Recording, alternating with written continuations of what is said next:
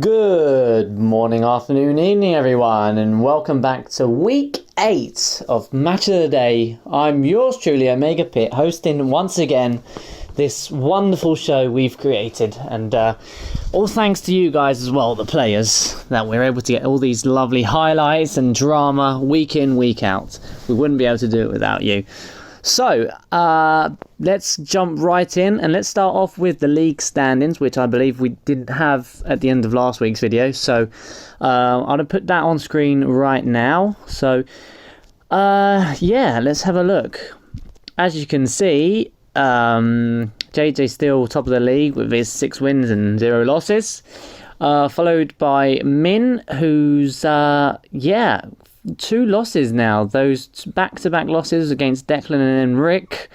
Although he was saved with his 4 style points, but last week he let Pokerob. He was the only person actually to let Pokerob beat him and kill 3 Cubemon in the process. So Dill has punished him with a -3 there. So that's keeping him in line with Luke and Declan, who are also on 9 points each. Luke and Declan both with 4 wins and just the 2 losses, and both having the 1 style point. Just below them, we've got Hoyle, Joe, and Rick, all on 50-50 records. 3 wins, 3 losses. All 3 have 7 points and the 1 style point.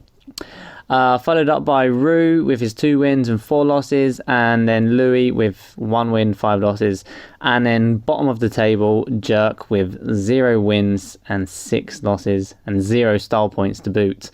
So yeah, he's not in the best position, and it's not going to get any better for him. The best he can hope for is if he gets style points, 6 points.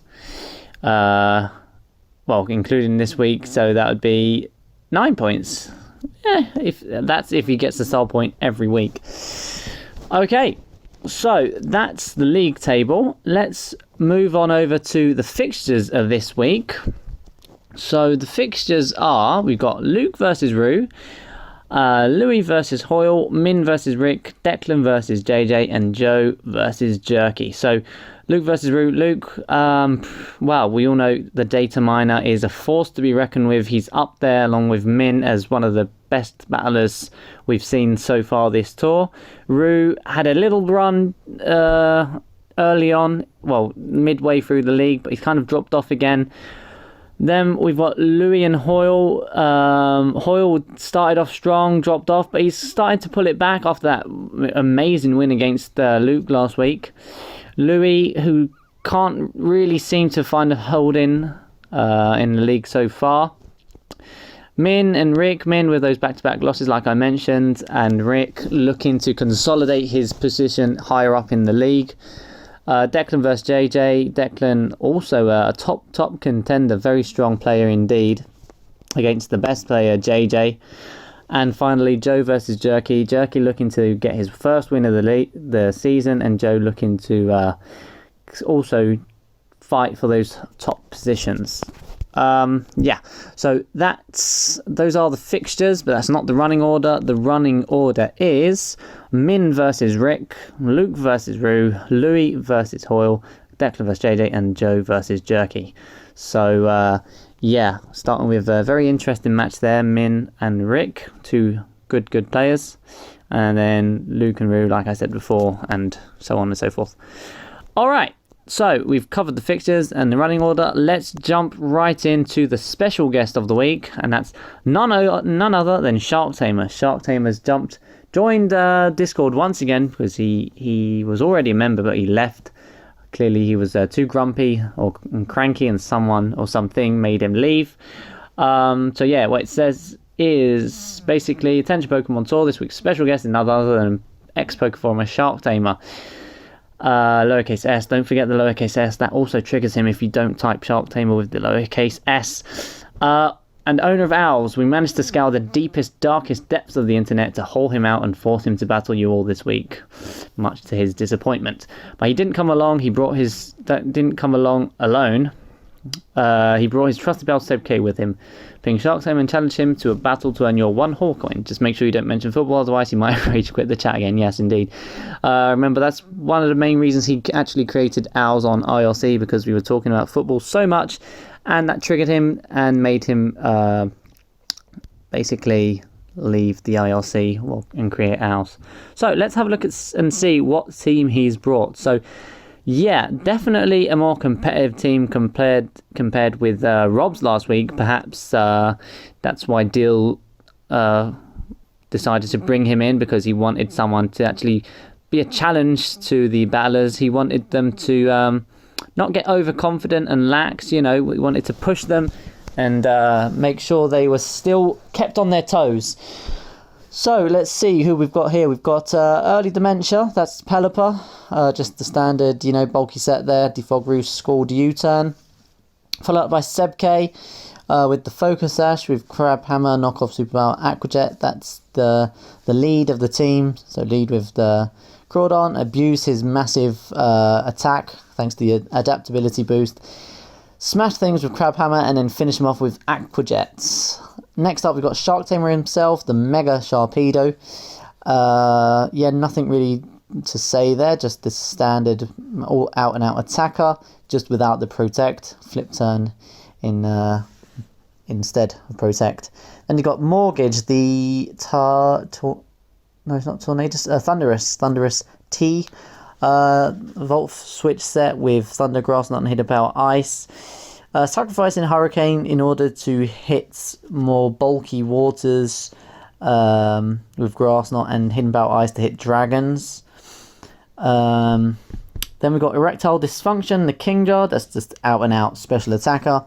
And then one of the key players, the Urshifu Rapid Strike, who's definitely going to be suspect tested soon, I reckon, because that Surging Strikes in the rain is ridiculous, and he's just really a force to be reckoned with, to be honest. A very, very strong player. So that was Shark Tamer's team.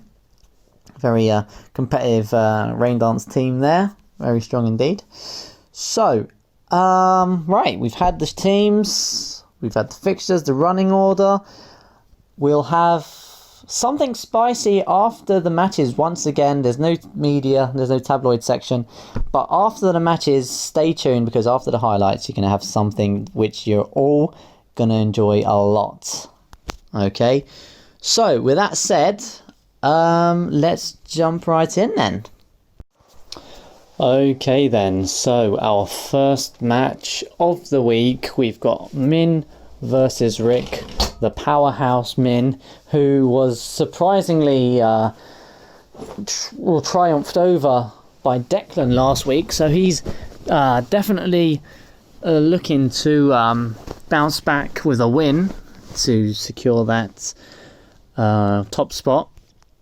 Rick, on the other hand, is just in the mid-table, but still challenging, still wanting to prove himself and to prove to the rest of the league that he's definitely a top contender.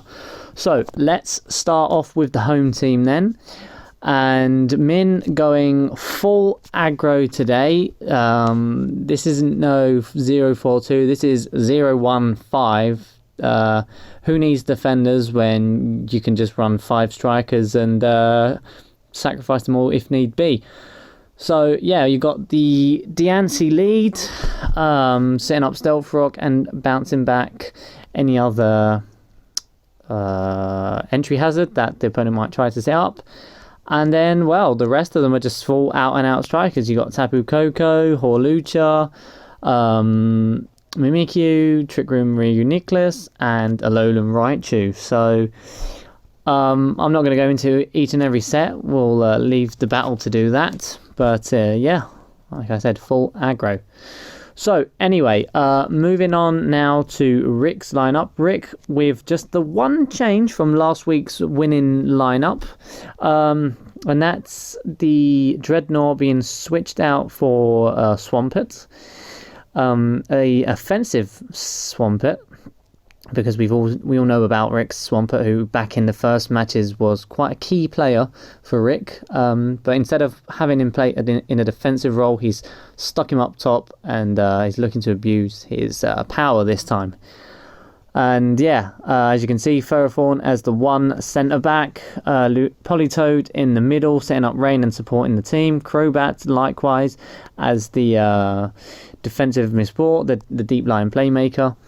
Dragapult, the out and out attacker, the poacher, and Ludicolo, another striker that will be looking to set up Rain or abuse the Rain and poach any of the weakened mons. So that's the lineups. Let's get into the match. Okay then, so we've had the lineups, and let's just jump right into the match. So let's see, Min leading with the Diancie. Rick's going to switch out to his Ferrothorn. That's going to Mega Evolve to Mega Diancie and abuse Moonblast. Min will then take a turn to set up Stealth Rock whilst Rick Power Whips, and it lives with the 1 HP. Then goes for an Earth Power. Power Whip misses again, so he's going to be able to get another turn off with damage, which is always nice. And Rick finally gets the KO on the 4th turn. So in comes Tapu Koko. Rick then protects, scouts the U-turn, and gets another turn leftovers. Then repeats that, goes for the U-turn, sends in Hawlucha, and that gets Leech seeded. Min is going to set up a sub whilst Rick Power Whips, but that's not going to be enough to break it. So Min's going to have a chance to Swords Dance now, whilst Rick misses again with Power Whip, not having the best of luck with that move today. So Rick then protects, defends himself from the close combat, and Min is rapidly losing HP. So in comes the Crobat and takes the Acrobatics and is knocked out. So that was a nice prediction on Min's part. Goes for the close combat whilst Rick protects again. This time, unfortunately, Opha predicts, expecting Rick to go to the Dragapult, but he doesn't. He takes his turn to set up Stealth Rock and then lets the Hawlucha die from the Leech Seed damage. So in comes Politoed and Reuniclus. Reuniclus sets up the Trick Room whilst Rick protects. Takes the Psychic damage very well. Switches in Ferrothorn. That's going to take the Psychic, and another one will knock it out.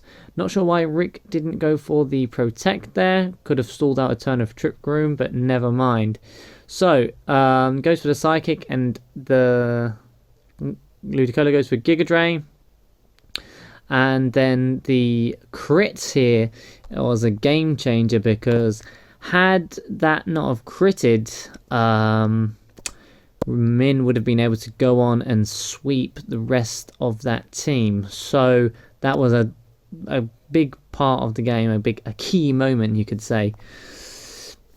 So yeah, Rick Min then sends in the Tapu Koko. That gets knocked out by the Scald again.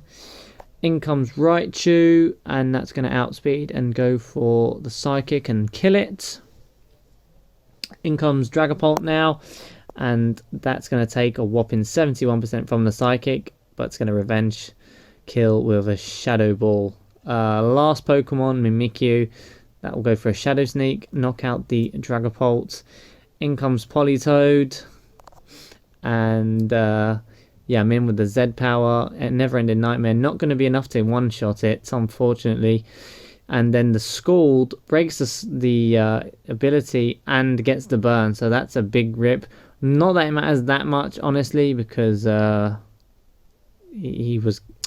Swampert's going to come in now and knock it out anyway. But yeah, still just goes to show. So yeah, Rick finishes it off with the Waterfall and secures a win against Min. So that's 2 defeats in a row now. There you have it. Min definitely well, what can I say really? Stunned. Okay then, next up, our second match of the week, we've got Luke versus Rue.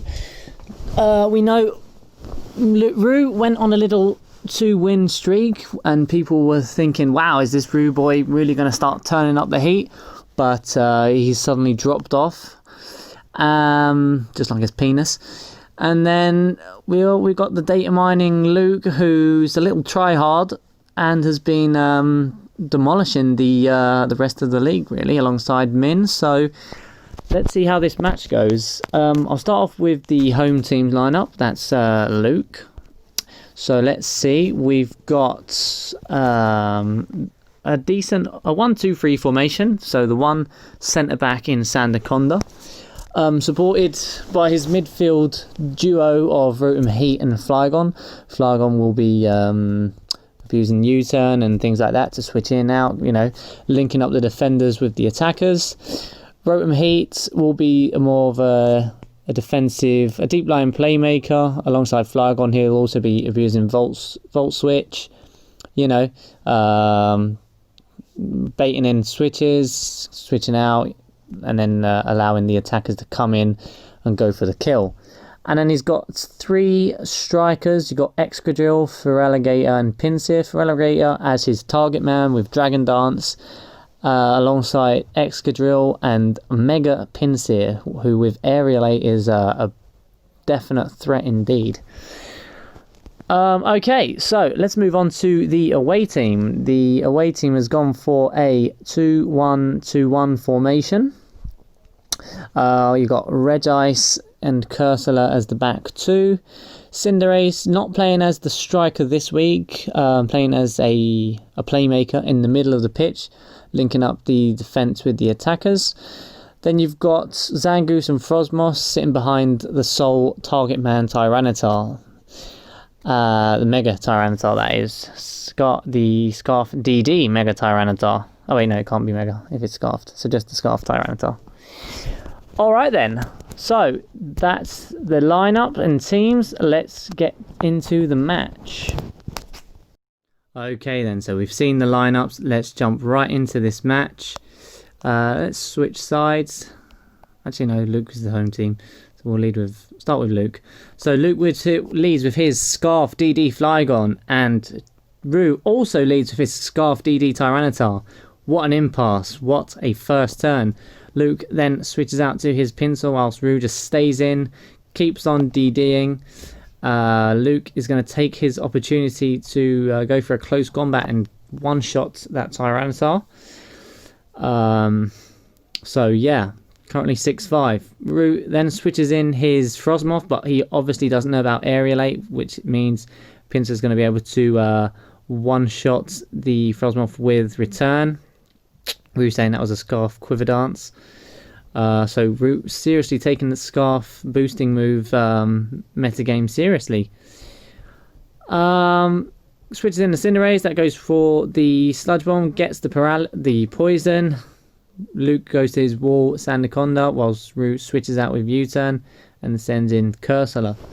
Cursula is going to take its turn to set up Stealth Rock along with Sandaconda. And next turn, Luke is going to use Glare to paralyze that, whilst Cursula one-shots it with Hydro Pump. So damn, that really did annihilate it. Luke then switches in his Feraligatr, goes for the Crunch against the Regice, which does a lot, the cold KFC bollard, and then it's taken out by the second Crunch. In comes Zango Unchained, that goes for a close combat, does absolutely nothing, whilst Feraligatr goes for a DD, and then Revenge kills with a Liquidation. So down to 2 mon now, Rue against 5. The Feraligatr is going to one-shot the Cursor with Crunch now, and then Rue is going to kill the Feraligatr with Gunk Shot because he is unable to defeat it with Gator. Pyro Ball misses, but Luke is going to be a kind god and allow Rue a simple KO. So yeah, sends in the Scarf Flygon, and that's going to kill it with the Earthquake. So, proof of Scarf. Good game, good night, nice coat. Thank you, Joe is a fuck. Yes, suck it, match of the day. Joe refers to himself in the third person like a weeb. Okay, good game, well played. Alright, yeah, fuck you, you prick. Fucking data mining cunt. Why don't you go choke on a fucking broccoli piece, wanker? Okay then, so we have Louis versus Hoyle now. Louis with the a weak record so far, just the one win, and Hoyle back in the races after that win last week. 50-50 win record for Hoyle. So let's see what lineups they've gone with this week. So starting with the home team, that's Louis. Louis stuck with a similar formation to last week. Gone for the 3-1-2. Got a solid back three of Zapdos, Vaporeon and Ferrothorn, with Abomasnow in the middle, and then Beartic and Melmetal up front. Beartic obviously taking advantage of their Slush Rush boost to his speed, and then abusing that attack stat, along with Melmetal, whose massive attack stack is just there for putting dents in teams and scoring some KOs. So yeah, that's Louis' lineup. Let's move on to Hoyle's. Hoyle with the offensive 2-3-1 this week. The back two of Zapdos and Swampert. A very a solid lineup, solid defense. Two big strong centre backs, and then up front, sitting behind the poacher, that's Superior. We've got Curem, who we saw from Luke last week. It's capable of bringing back a game. Zelf as the attacking midfielder, and then Chandelure as the right winger, and then, like I said before, Superior up front as the big poacher. Well, more so a target man, because he's going to be abusing those Leaf Storm boosts to get attack boost and then go for a sweep. So those are the lineups. Let's get into the match itself. Okay then, so you've seen the lineups. Let's jump right into the gameplay and see who comes out on top in this match. So let's change the lineup, switch sides there. So yeah, Louis starting with the Zapdos. Louis starting with his Ferrothorn as usual. Hoyle with the Zapdos. Ferrothorn takes the Heat Wave, but he's obviously going to be forced to switch out next turn. Goes to Vaporeon, but that's not the best option. Hoyle decides to go for a Defog and ends up getting Toxiced in return. That's not good. Obviously, what with Zapdos being one of his main defensive walls, you don't want them to be Toxiced. Zapdos goes for the Discharge now. That's 52%. That's not bad. And Louis at the moment is just going to switch out back to Ferrothorn, who's going to take that Wish boost nicely. And yeah, Zapdos will also heal up, but he's not... it's basically all in vain, really, because you're just going to delay the inevitable. Louis goes for Spikes again, gets up a first layer, and Hoyle Shadow Balls, and then switches back out to Zapdos, who has its leftovers knocked off. So yeah, at the moment, quite the defensive match. Louis goes for a Protect, whilst Hoyle just roosts up again. Another Protect, but that's going to fail, and that does a massive 77%. Louis going to be forced to switch out again, whilst Hoyle roosts up. Louis switches back out to Vaporeon. He's going to Protect, let that toxic damage build up, and that will allow him to recover with leftovers as well. So Discharge once again as Louis goes for Wish, and Hoyle's just forced to roost up and just try and stall, really. But yeah, it's just delaying the inevitable, and then finally the Heat Wave misses. So yeah, Hoyle's defensive wall is taken out. So Hoyle sends in Superior now. Louis is going to switch out to his Abomasnow, takes the Leaf Storm fairly well, and then is healed up by the Leaf Storm, by the Wish. But yeah, Hoyle has the HP 5 Superior, and that one-shots Abomasnow easy. That's a Bomber Snow. Unfortunately, not really showing. Yeah, not really showing itself off. Last week it was just one-shotted as well. So there you go. Hoyle with the HP Steel as Elf. There, that's a surprise. And yeah, then in comes Ferrothorn again, whilst Hoyle sets up some rocks. Had Louis have saved his Z move, he could have just Icicle Crash Superior, killed it, and then used his Z move to kill the Azelf, but there you go. Hoyle goes into Curem, sets up a sub, whilst Louis just protects. Goes for a knockoff, that's not going to break the sub, unfortunately for him. And Freeze Dry will leave him with 1 HP. And then, yeah, Louis going to protect one more time. And Hoyle's just going to kill that off with the Freeze Dry. Not sure why he didn't just take his chance to set up another sub there, but there you go, never mind. Because then Louis sends in his Beartic, and that revenge kills with the superpower. So 4-3 at the minute. In comes Vaporeon. That's going to take a massive 61% from the Shadow Ball. There's no way in hell it's going to be able to wall out the Chandelure. So not sure exactly what he's going to do. He's going to have to sacrifice it, and he has. So in comes... What the fuck? In comes the Melmetal. And that's going to one-shot the Zelf. Hoyle then sends in Swampert. Goes for the Earthquake, but obviously that's not going to hurt the Zapdos. Oi, how do you mean tiny chicken legs though? Fuck you. Fucking prick. Anyway, so the Swampert gets paralysed due to Zapdos' static, and Jesus Christ, this match is going on forever. 38 turns. Jesus, this is a motherfucking stall. Louis sends in Beartic, which is killed by the Stealth Rocks.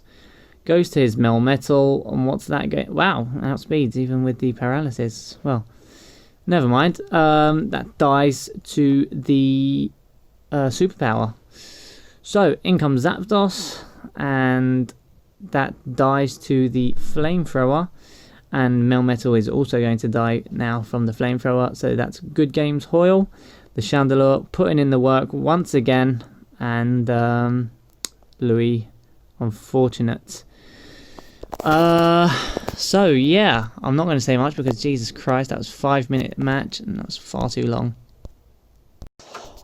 Okay, unfortunately we don't have footage of Declan versus JJ due to their match being played in the Highlands and a sheep chewing on Declan's electricity cable, so they had a power out, but the game was still played behind closed doors. All we have is a short or brief picture that Dex was able to take on his camera phone before exploding due to the sheer force of JJ's win, which is this. So yeah, take that as you will. Moving on. Okay, and here we have it, our final match of the day, the Double J's, Joe versus Jerky. Joe, who managed to bounce back from that loss against Min last week, beating Rue. Jerky, on the other hand, is still deep in the loss zone. So he'll be looking to register at least one win throughout the tour, and maybe today is the day. So let's look at the lineups. Let's start off with Joe's team. So Joe this week opting for a rain team, the 0-2-4. You've got Politoed and Zapdos in the middle, both the rain setters and the supporting Mon. And then up front you've got Kingdra, Dracovish and Kabutops all looking to abuse the rain, and then you've got Volcarona, who is a useful check against all the counters for rain. So if the rain goes down and you need a decent check, then Volcarona is your key. At least that's what Joe was told by Min, so yeah, take that with a grain of salt. Okay, so there you have it. Moving on to Jerk's team. With Jerk, we're seeing a very familiar lineup, the 1-1-4. Bronzong as a sole centre back, setting up screens and Stealth Rock. Heatran as the defence, the deep line playmaker, and then you've got McGearner, Metal, Stack Attacker, and Morwell up front as the big four Bollard boys, the big strong poachers, looking to score some KOs for Jerky.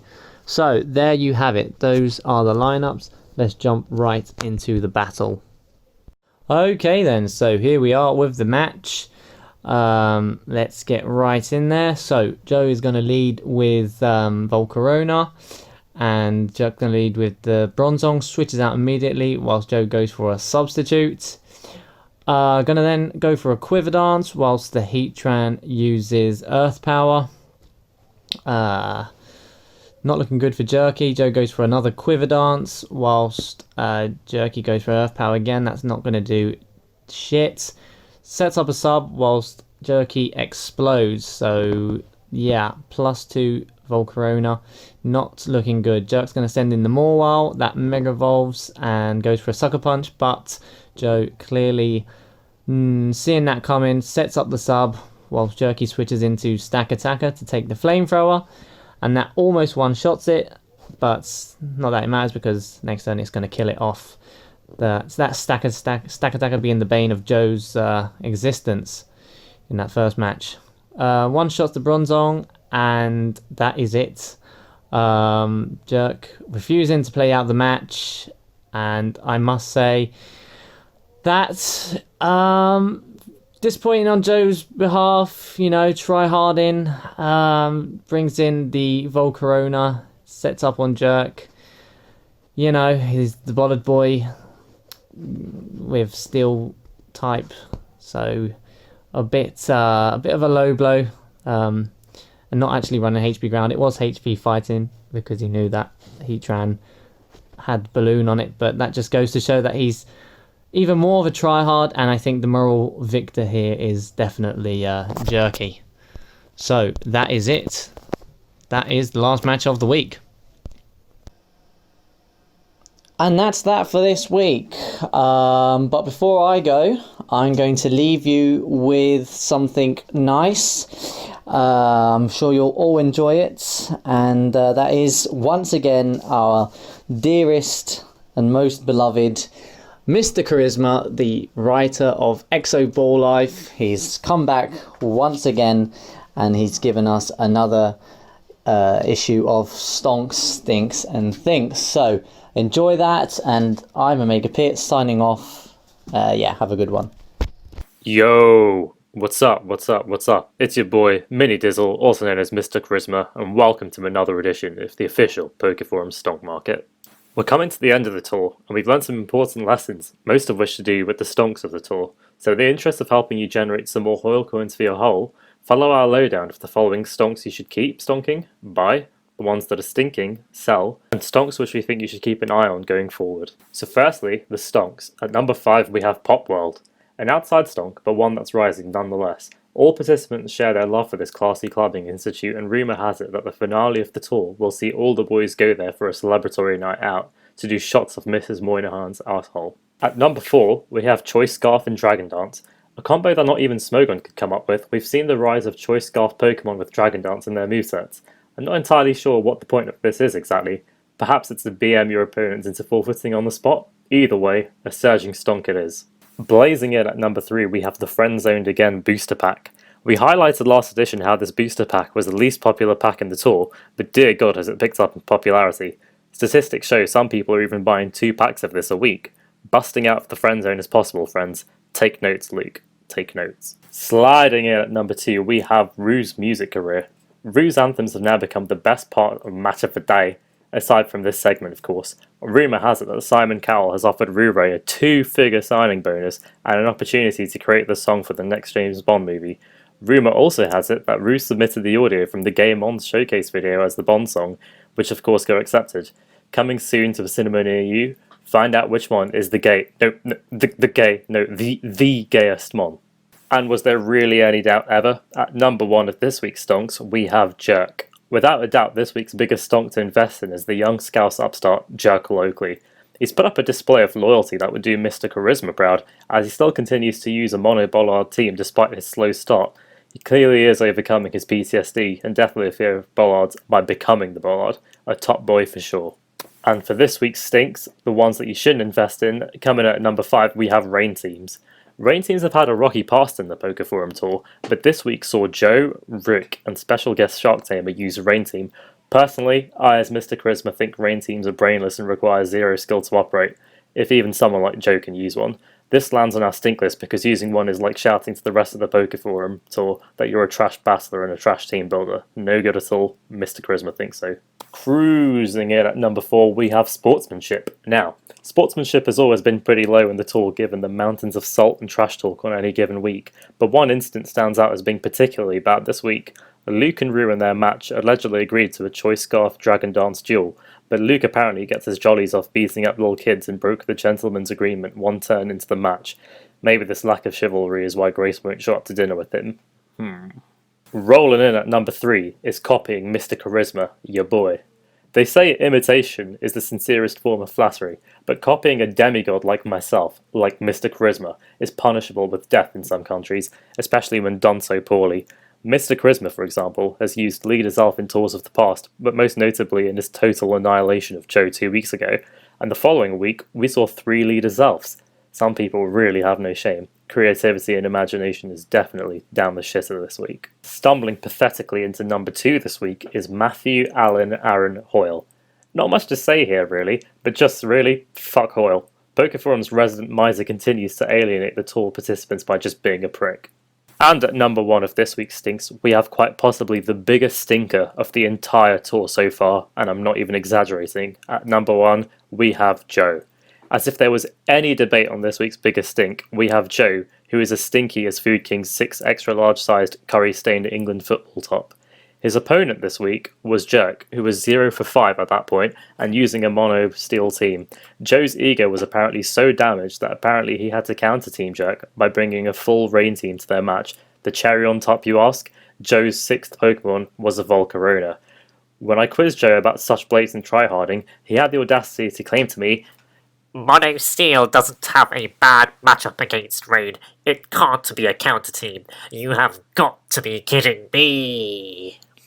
I personally think that such tryharding is pathetic, and Joe should be thrown out the tour completely, like the trash that he is. And of course, we've got an eye for the future with the stonks that you should be watching going forward. Firstly, we have JJ. Maybe we should have expected this at the start, but the most successful battler in Pokeforum history is looking like he could put up an undefeated season this season. Rumour has it that JJ is already planning a parade through Barnsley, with Big AP driving a 100-metre tall shed around the town. And the last stonk to watch this week is Rick. Honestly, Rick is just here because I love watching him. Looking at his face gives me the same feeling as when I 6-0 Joe with Delibird. Many wet dreams are had. Many wet dreams. And that's it for today. I've been Mr. Charisma, and thank you for listening. Mashallah to you all. See you next time, and please, on behalf of me, make sure you bug OmegaPit to start paying me for these, because this is the only reason people tune in to Match of the Day, and I want my fair cut. Believe me, Mr. Charisma doesn't come cheap, my friends, or else I'd be called Mrs. Moynihan.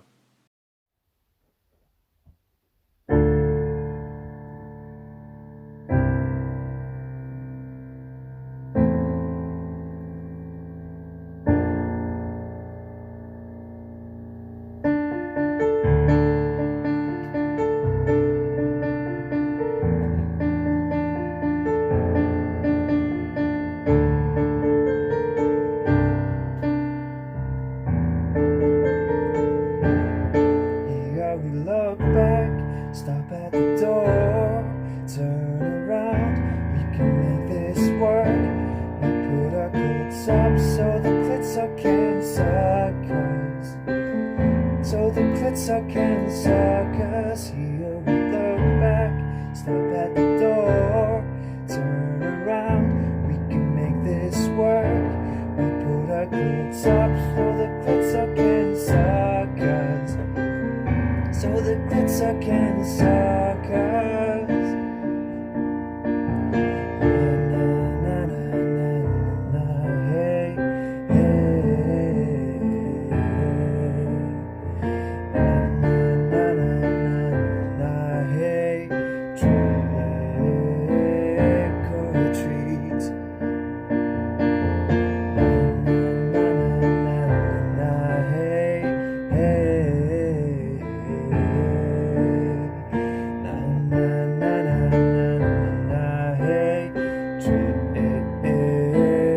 or treat.